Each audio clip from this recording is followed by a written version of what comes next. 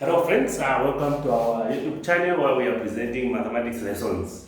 Okay, so in this presentation, which is presentation number 1, we are trying to deal with the introductory part of calculus. Okay, so we have quite a number of presentations under this. So I must mention again that with this topic, it comes both in paper 1 and paper 2. Okay, so now maybe let's try to understand what calculus is. I've put up a definition here. So we are saying by definition, we are saying this is a branch of mathematics. Alright, mathematics has got a lot of branches, and calculus is one of them. Alright, which mainly deals with the study of change in the value of a function as the points are in the domain change. Alright? So we are saying it is a study of the change in the value of a function. Alright? As the points in the domain change. Alright? Now, maybe before I explain any further, let me try to give you notes, because I'll put up a little of explanation, and in the process I might not give you the required notes. So let me give you the notes first. Alright, so we can copy first. I have these points so that as I try to explain, you are able to follow through. Okay.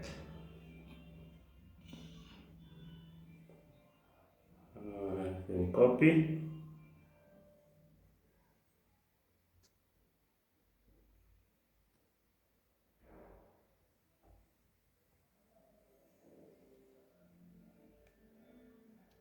Okay. I hope it's clear. So we are saying this is a branch of mathematics which mainly deals with the study of change in the value of a function as the points in the domain change. Right? Now this definition might be taken to be abstract, right? But I think you'll be able to have a concrete understanding when I try to explain what we are saying. Now again, I must be quick to state that when you are dealing with calculus, you only deal with the two concepts, regardless of the level. Alright? There are two concepts. You are going to deal with differentiation as well as the integration. And again, you must note that calculus is the basis for any advanced mathematics. So if you are going to do advanced mathematics, it is advisable that you have got an understanding of calculus. That is why it's very important that this concept or this topic has been included in the syllabus. Okay, so we are saying mainly we will deal with the differentiation and the integration. Okay, those are the two concepts. Now, in this presentation, we are going to deal with the differentiation. So, we want to understand the concept differentiation. What is differentiation? Alright? That is what we want to do here. Okay, then after some presentations, maybe 3 or so, that's when we'll deal with the integration. So, we want to deal with differentiation.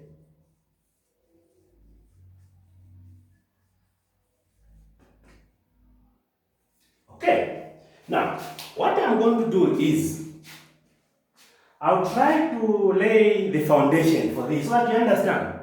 Okay, I know in mathematics, we rush into solving. Okay, but I'll try by all means I lay the foundation. So I'll lay the foundation here. Alright, so now what we are going to do is we say suppose we have a function y is equal to f of x. Now this function is a real valued function. It's a function in terms of the real values, or you are dealing with the real number system. Okay, so I say suppose this y is equal to f of x is a real valued function. What does it mean? It simply means that if y is equal to x is a real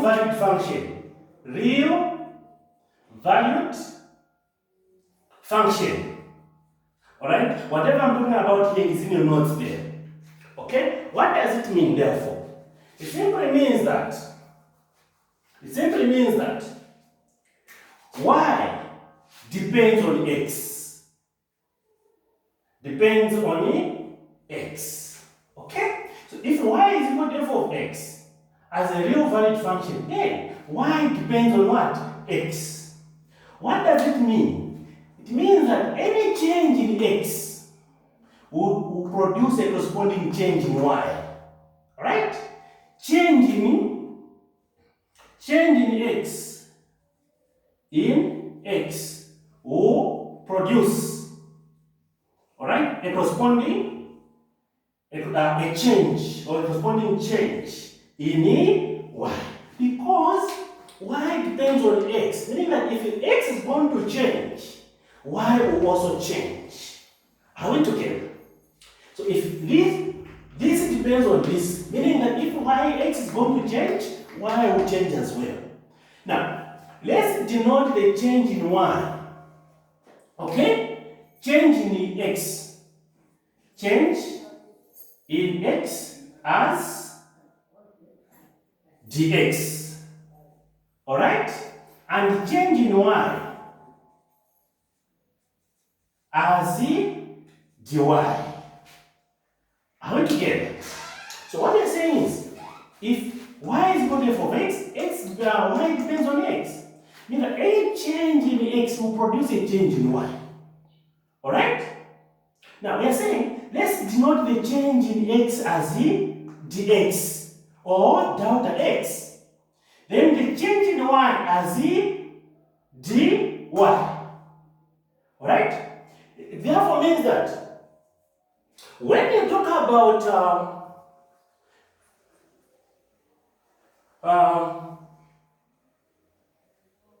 the average change of y with respect to x, it means you're talking about dy dx. Alright? So we're saying change in x is dx and change in y is dy. So the average change in y with respect to x is dy dx. Are we together? So we have dy dx, alright, which is the average change in y with respect to x. Are we together? So dy dx, you're talking about changing y to changing x. Okay? Now, when you talk about changing y to changing x, change in y to change in x. What does it mean? You remember that under our coordinate geometry, we say if you have points x1, y1, then x2, y2.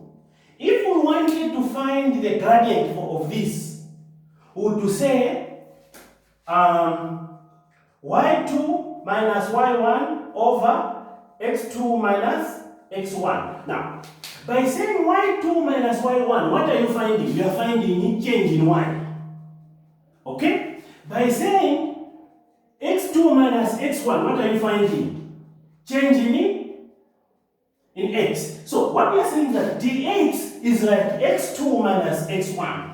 But the difference is that here you are dealing with points. With this one you are dealing with a function. That's why we have dx. y2 minus y1, which is change in y, is noted by what? dy. Here we are saying y2 minus y1 because we have points. Here we will not say y2 minus 1 because we are dealing with a function. And how do we denote that? We say dy. Alright? And remember we said y2 minus y1 over x2 minus x1. This was what? Gradient. Meaning that dy dx is equal to what? The gradient. I hope that is clear. Because we said y2 minus y1 over x2 minus x1 was what? Gradient. And dy dx is a gradient of a function. Okay? So when we talk about dy dx, we are talking about the gradient of a function. Or what we call the derivative. Or differential coefficient.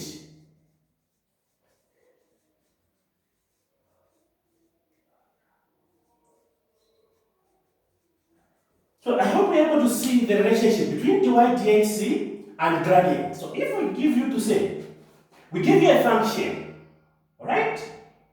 If you have points, we will not say find dy dx, we'll say find the gradient. But if we have a function, in most cases we'll say find dy dx. We can also say find the gradient. So by dy dx, you are getting the gradient. Change in y to change in x. Now, the same change in y to change in x is called the derivative. So if I ask you to say, find the derivative of a function, what are we saying? We want you to find the gradient of that function. Okay? Or we want you to find the differential coefficient.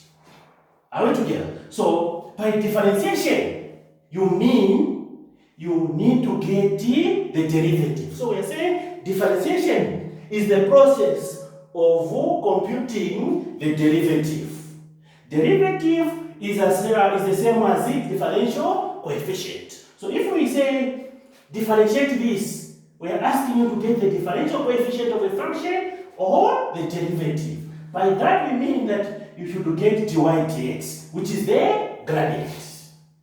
I hope I've tried to explain what differentiation is. So differentiation means you get the derivative. Derivative means also is the same as differential coefficient. By this, we want you to get the gradient of that function. Are we together? Now, I've put up dy dx. Alright? But dy dx is just one of the notations that we use to denote a derivative. But instead of saying dy dx, you can even say y prime. So y prime simply means we are differentiating a function, in this case y, with respect to a given variable. Again, you might use maybe f prime of x, if at all the function is f of x. So these are some of the notations that we use. Are we together? So take note here, that by derivative we mean the gradient. Now, again, I'll take you back to this, to gradient. Under coordinate geometry, we said that you can only get the gradient if there is change in y and change in x. Meaning that if it is constant, you can't get. Meaning that if you have a line like this, alright? Okay, maybe this is the 4. This is the O, this is X and the Y. You have a line like this. Okay? If we ask you to get the gradient of this one, you will say the gradient is 0. Because here there is no change in the values of Y.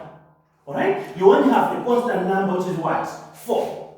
So when you have a constant here, we normally say the gradient there for this line is a 0. What does it mean again? It simply means that when you are dealing with the differentiation, the derivative of a constant number, which is the gradient, is 0. Alright?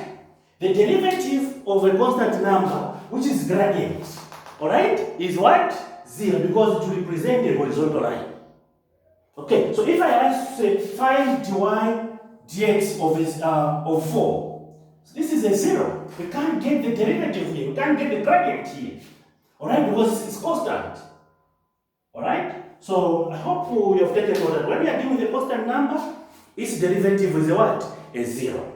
But now, what if it is a function? Alright? Maybe y is what f of x. How do we differentiate? Alright? To do that, we have got a lot of approaches. Okay? But the one that we are going to use in this presentation is what we call the power law. Okay, so we're going to use a power law to see how we can differentiate basic functions. Okay? So,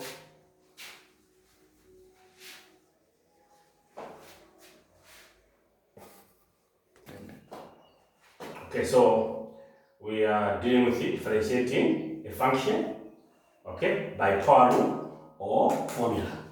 Okay? Now, we are saying, suppose, or if y is equal to ax to the power n, alright, is a function that we have. Then, how do you differentiate? Remember, by differentiation, you're talking about dy dx if at all there's y and x here. Alright, you're also talking about the derivative and differential coefficient. So, you must be comfortable with these terms. Derivative, differential coefficient, differentiating. We're talking about the same thing, which is gradient, or gradient of a function. Okay, so now how do you do it? You're going to say, if you have x to the power n, alright? Then dy dx is equal to n times a times x, then n minus 1. Now, note here, a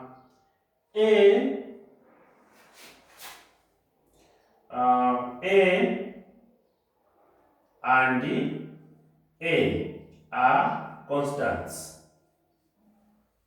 They are just they are numbers. That's what you mean by constants. Okay? They are constants. Okay, so now what are we saying here? What you are going to do is you consider your power. Your power, you multiply it by the coefficient of this one. You write. Then from the same power, you less 1. That's the rule. Okay? So you multiply the power first by the coefficient. But from the power, less 1. Get rid of 1. You say minus 1. Are we together?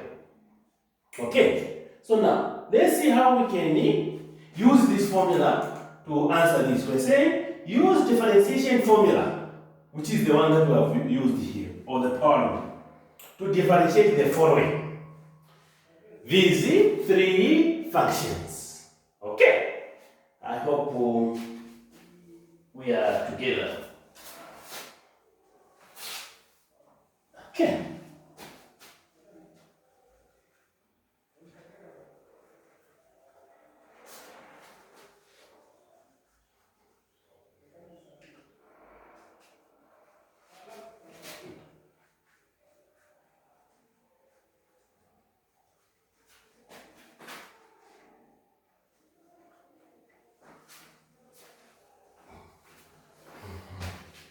Alright, I'm trying to erase.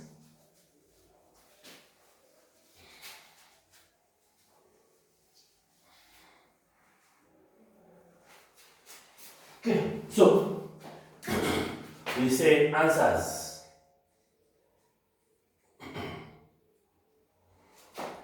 The first one,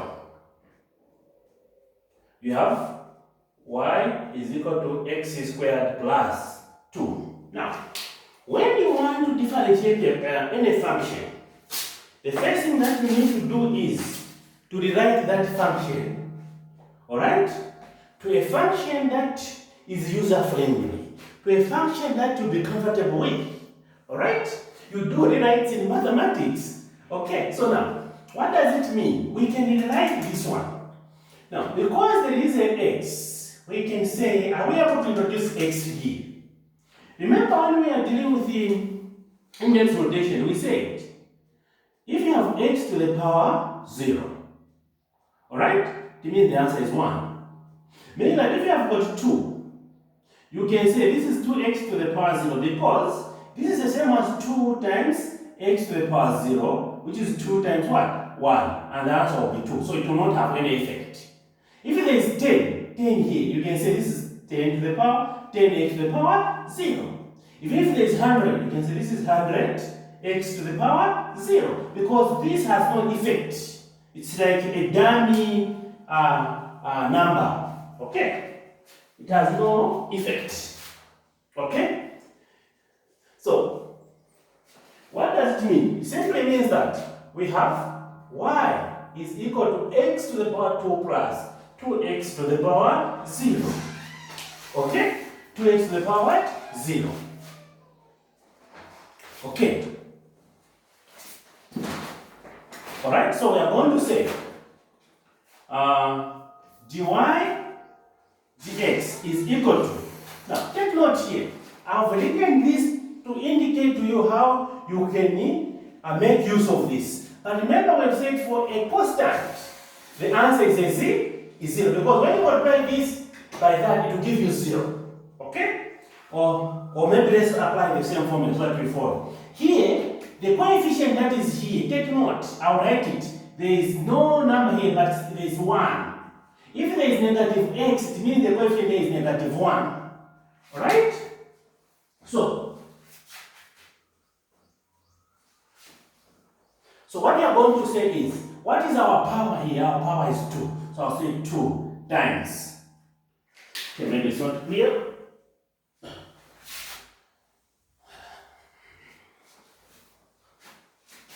So what is our power? 2 times, what is our coefficient? It's 1 times the same x. Alright, x. And what is my power? 2. I'll say 2 plus, what is my power here? 0 times my coefficient is 2 times x into the power 2. Okay? So now we are going to say dy dx is equal to 2 by 1, we've got 2 by x, so I have x here. Now, remember, we are saying from the power here, we almost forgot, you raise 1. Even here, you raise 1. Okay? So now, what is 2 minus 1? We've got 1. Okay? Plus, what is 0 times 2 times that? The answer is what? Is 0. That's what we are saying. When you differentiate a constant, so for any constant, when you differentiate, you write 0 or you just eliminate it. So this is equal to 2, x to the power 1 is x, because 2 to the power 1 is 2, 4 to the power 1 is 4. Okay? Okay, so meaning that dy dx is equal to 2x. That is your answer. Take note, if there's a constant, you ignore the constant because it becomes 0. Are we together? I think I've tried to explain here this concept of a 0. Okay? B.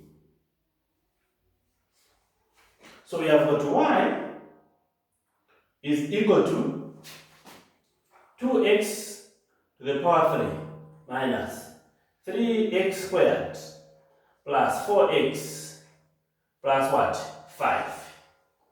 Now, you can rewrite this. You can say this is y is equal to 2x to the power 3 minus 3x squared plus 4x. This is the same as power 1. Okay? Plus, here you can maintain the constant. There is no need to introduce this. I was trying to explain how we normally have, or we tend to have a 0 there. So now we are going to say, to find the derivative, which is dy dx, we'll say 3 times 2. So we have got 3 times 2 times x to the power 3 minus, here, let's not forget, the rule is by x 3 minus 1. Okay? You less 1 from the power. Minus, the power here is a 2, so 2 times, the coefficient is 3 times the same x to the power 2 minus 1. Okay? Plus, what is my power? 1 times, coefficient is 4 times x 1 minus 1. That one will be 0, so you can just ignore that. Okay? I hope that is clear.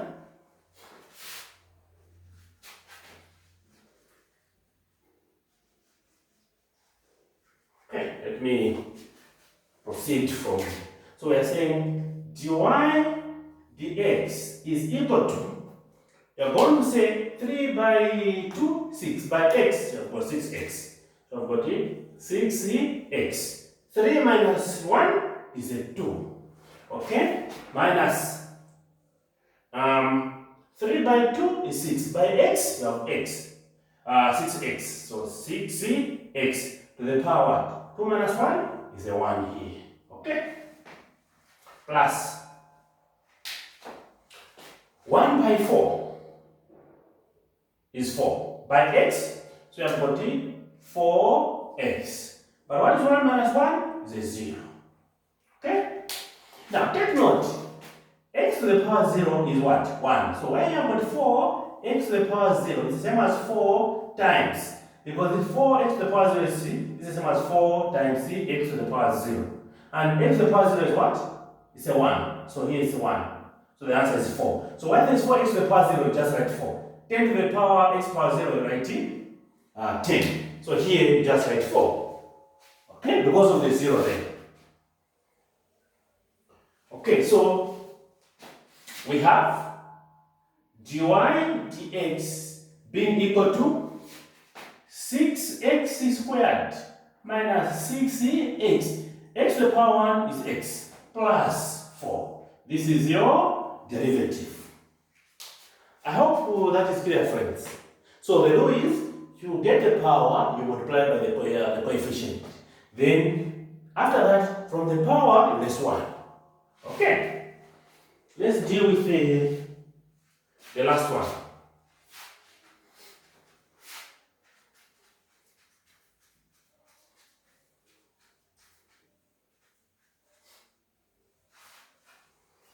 Okay, so C.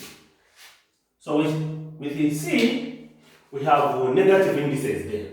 So now we have S with respect to x.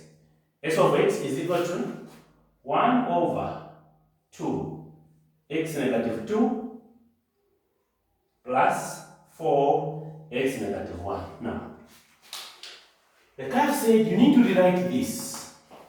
But now, under indices or index notation, you must check we explain on this. If I have x to the power negative 2, this means you have 1 over x to the power 2. This negative will bring in a fraction. Alright? And x to the power negative 1, you have the negative alone will bring in a fraction. So you have 1 over x to the power 1.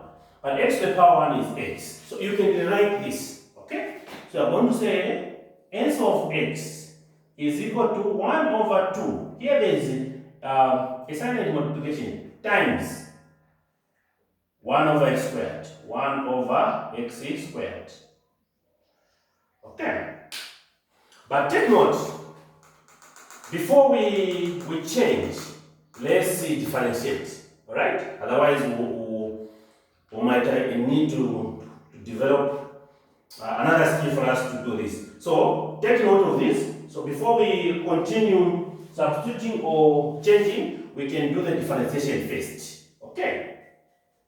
That will be easier for us. So, take note of what we've written here. So we can go direct. Now, here it is the s of x. So, you will not say dy, you say gs. Alright? Or s prime of x. Alright? Okay, so we are going to say, you can say ds over dx. What is s here and here we have x. So we are going to say, what is our fraction? What is our power? Sorry, it's a negative 2, right? This one. Okay? So say negative 2 times our coefficient is half. Okay? Times x minus 2 minus 1. The rule is you say minus 1. Then you say, because there's a negative here, so you're going to say negative 1 times 4 times x.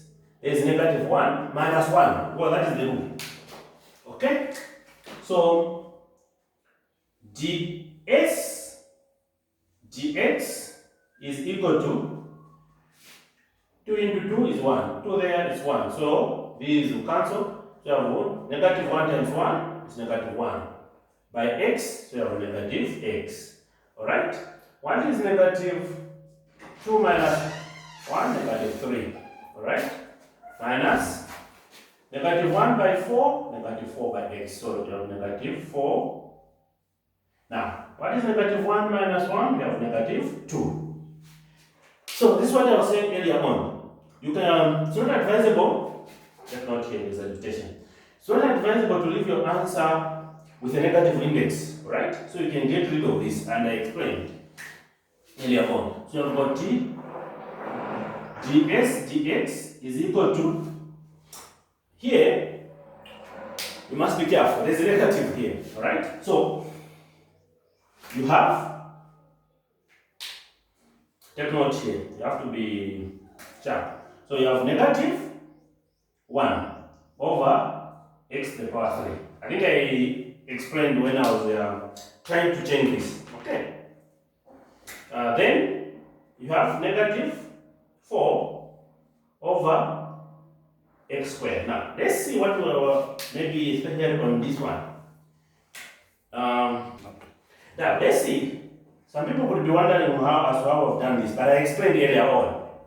So what we are saying is, if for example you have x to the power negative 2, this is the same as 1 over x to the power 2.